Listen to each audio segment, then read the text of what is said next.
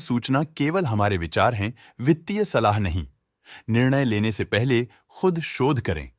किसी भी लाभ या हानि के लिए हम उत्तरदायी नहीं हैं।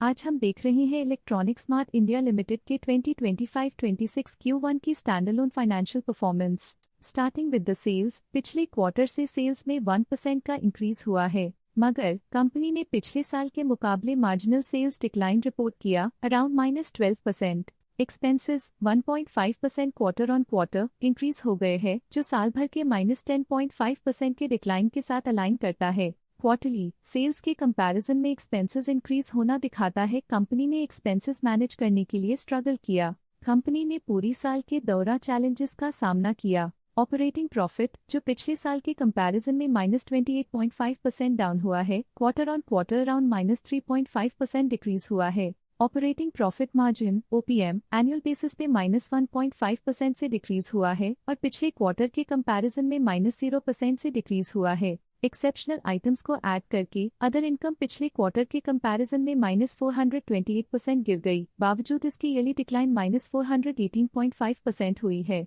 इंटरेस्ट एक्सपेंसेस पिछले क्वार्टर से 2.5% अप हुआ, लेकिन ईयर ओवर ईयर इंक्रीज 31% हुआ है। डिप्रिशिएशन कॉस्ट में 4% का क्लाइम देखने को मिला और ईयरली बेसिस पे 22% का इंक्रीज देखा गया। Profit before tax annually -70% decrease हुआ, लेकिन प्रीसीडिंग क्वार्टर से -34.5% डिक्रीज हुआ है। इस साल कंपनी ने 25.5% टैक्स पे किया और क्वार्टरली कंपनी ने 25% टैक्स पे किया है। नेट प्रॉफिट ने ईयर ऑन ईयर -70% का डिक्लाइन दिखाया, लेकिन लास्ट क्वार्टर से -31% का कंट्रैक्शन हुआ है। इस क्वार्टर के दौरान कंपनी का परफॉर्मेंस इतना अच्छा नहीं रहा।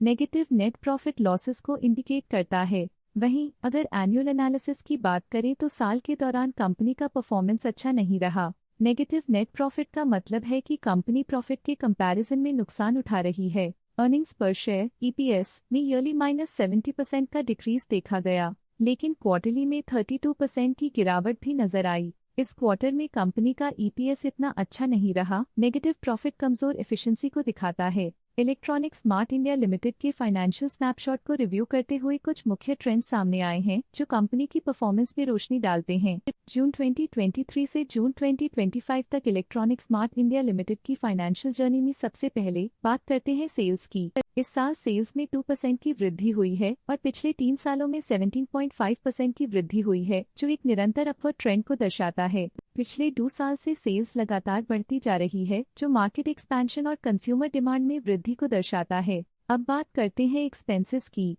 इस साल एक्सपेंसेस 4.5% बढ़े हैं और 3 सालों में 19.5% का इजाफा हुआ है। इस साल हालांकि एक्सपेंसेस सेल्स से थोड़ा ज्यादा बढ़े हैं, मगर ग्रोथ रेट्स का करीब होना स्टेडी ऑपरेशनल कॉस्ट को दर्शाता है। चैलेंजेस से गुजरते हुए ऑपरेटिंग प्रॉफिट ने इस साल -30% की डाउनटर्न देखी, जो एक ट्रेंड को कंटिन्यू करता है पिछले 3 सालों में -10% की डिक्लाइन के साथ।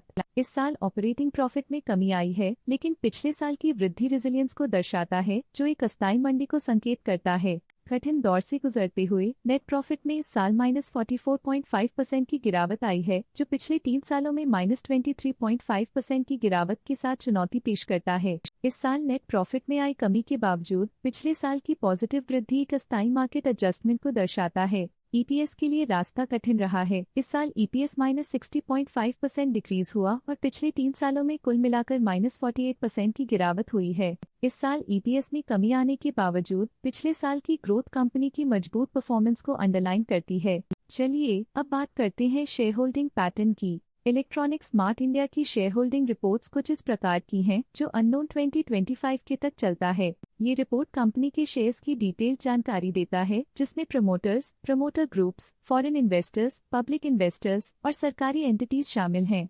पब्लिक द्वारा हेल्ड शेयर्स का परसेंटेज 7.61% से इंक्रीज होकर 2025 के में 10.43% तक का इंक्रीज से देखा गया।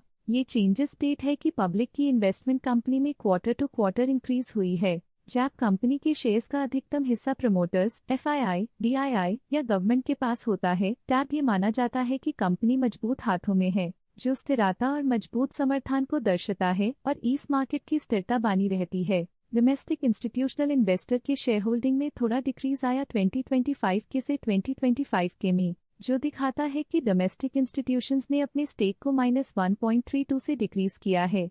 फॉरेन इंस्टीट्यूशनल इन्वेस्टर्स की शेयर होल्डिंग में थोड़ा डिक्रीज आया 2025 के से 2025 के में, जो दिखाता है कि फॉरेन इंस्टीट्यूशंस ने अपने स्टेक को क्वार्टर टू क्वार्टर -1.5 से डिक्रीज किया है, जिसे पता चलता है कि उन्होंने अपनी इन्वेस्टमेंट्स को पुल बैक किया है। ये था कंपनी का करंट शेयर होल्डिंग पैटर्न। अब नजर डालते हैं इलेक्ट्रॉनिक स्मार्ट इंडिया के स्टॉक रिकमेंडेशन पे। लोटस स्टॉक का करंट प्राइस 178.95 रुपीस चल रहा है। LKP सिक्योरिटीज लिमिटेड ने स्टॉक की बाय रिकमेंडेशन दी थी। उन्होंने स्टॉक का टारगेट प्राइस 151 का अनुमान लगाया था। रिकमेंडेशन के समय स्टॉक का प्राइस 126.35 चल रहा था, जो करंट प्राइस से 20.7% डाउन है। आज के लिए फाइनेंशियल सेक्टर में इतना ही। देखने के लिए धन्यवाद। स्टॉक लेटेस्ट न्यूज अपडेट के लिए चैनल को सब्सक्राइब करें और वीडियो को लाइक एंड शेयर करें।